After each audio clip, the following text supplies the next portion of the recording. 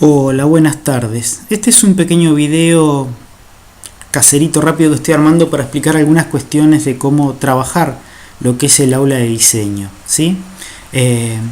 Disculpen que va a haber mucho ruido ambiente porque estoy grabando acá en casa, se van a escuchar todos los ruidos de mis mascotas. Bien, recuerden, lo principal es que todas las modificaciones que hagamos tienen que estar reflejadas en lo que es el aula de diseño, ¿sí? Van a saber qué es el aula de diseño porque arranca con la letra D y ñ.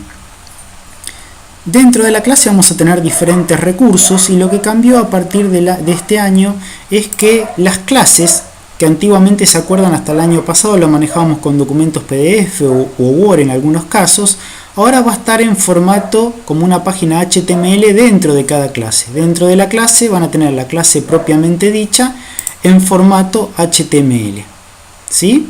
Esto es lo que ve el alumno en el aula. Pero aparte se nos pidió que hubiera una clase descargable.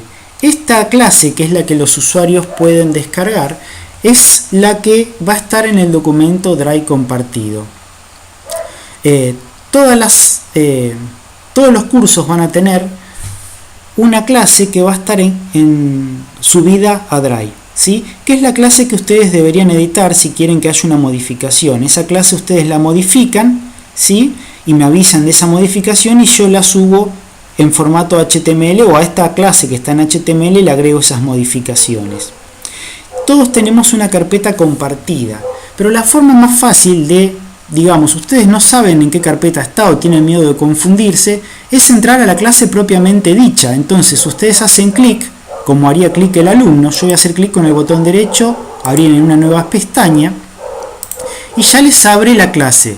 Como ustedes, o sea, todos los tutores y coordinadores tienen permiso de edición sobre esas carpetas de Drive compartidas, ustedes directamente ya van a poder estar trabajando sobre este documento, ¿sí? A lo sumo, si no están logueados en ese momento con una cuenta de Gmail, les va a permitir entrar con su cuenta de Gmail habitual y van a poder editar y trabajar. Por ejemplo, acá, supónganse, yo quiero que diga cohorte 3, ¿sí? Después lo modifico. Y listo, ya está. Entonces, supónganse que estoy en la tercer cohorte y no hay modificación sobre el escrito. Yo cambio el número de cohorte y ya automáticamente el alumno, cuando acceda, ¿sí? Va a acceder a un documento que dice tercer cohorte. Acuérdense que los cambios en Drive se guardan en forma automática.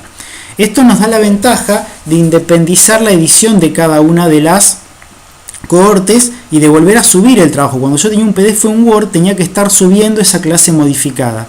Acá yo directamente en el Drive modifico y después en todas las aulas esa modificación se va a replicar, ¿sí? Pero entonces lo importante, recuerden, dentro de cada clase que vamos a tener en nuestra aula de cursada también, vamos a tener la clase en dos formatos. Un formato HTML y el formato de Drive, ¿sí? Para compartir y que el alumno lo pueda descargar. Esto yo lo compartí ya en la primer corte con los alumnos solo en formato de lectura para ellos, o sea que ellos solo pueden descargar. Entonces ustedes dicen, pero ¿cuál es el documento de Drive que acceden mis alumnos? Hacen clic directamente, yo lo hago con botón derecho, abrir en una nueva pestaña para que no me cierre la de diseño. Esas son mis aves que están cantando de fondo. Y bueno, y acá miren, entonces recuerden, ustedes como tienen ya atributos en la carpeta de Drive del campus de edición, ustedes van a poder editar este documento de Drive. Y eso ya va a quedar reflejado para el alumno. Lo que sí me tienen que avisar es que, supónganse, yo paso todo esto a negrita, eso no pasa en forma automática a la clase HTML. Ustedes me tienen que avisar, entonces yo vengo y hago esa modificación, por ejemplo, y pongo todo esto en negrita, ¿sí? La clase de HTML no está completa en el sentido de que ustedes, supónganse, en la clase de Drive también van a tener lo que son las actividades, ¿sí? Bueno, acá se me acaba de tildar la máquina. Sí, van a tener las actividades, van a tener la bibliografía en muchas clases y eso no aparece en la clase HTML. Cuando accedo al campus, a la clase, yo lo que hice, eso que ustedes me subían, ¿sí? En algunos casos a documentos de Word, que yo lo pasé a documentos de Drive, lo separé. Van a tener la clase sola en recursos, en actividades van a tener la consigna de la actividad, ¿sí?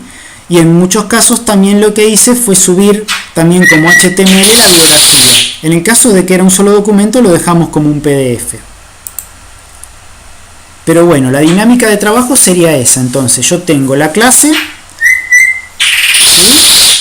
Y voy a tener la clase en HTML, y esa clase HTML me va a permitir acceder a la misma clase en formato Drive. O sea, van a estar duplicadas. Voy a tenerla en el Drive y voy a tenerla en formato HTML dentro del aula de cursada.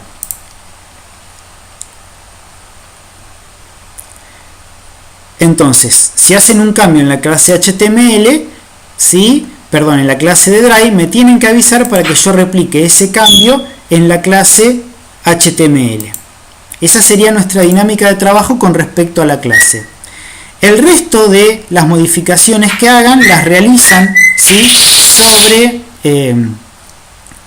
sobre el aula de diseño, que yo cuando clono la clase, todas esas modificaciones se van a ver reflejadas en las aulas de cursada.